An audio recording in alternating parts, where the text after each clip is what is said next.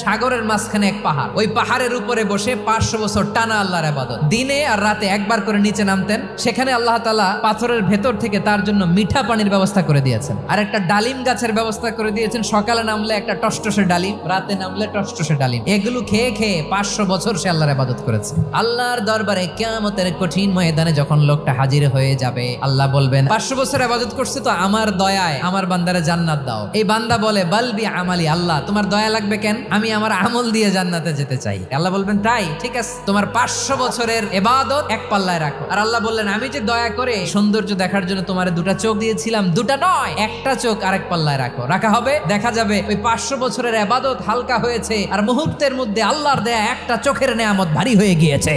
ফলাফল দেখো, হিসাব বলে তুমি এখন জাহান্নামে যাবা, যাও এবার জাহান্নামে যাও। এবার লোকটা কাচুমাচু করে বলে আল্লাহ এবার আমি বুঝতে পেরেছি তোমার দয়া ছাড়া দুনিয়ায় কেউ জান্নাতে যেতে পারবে না।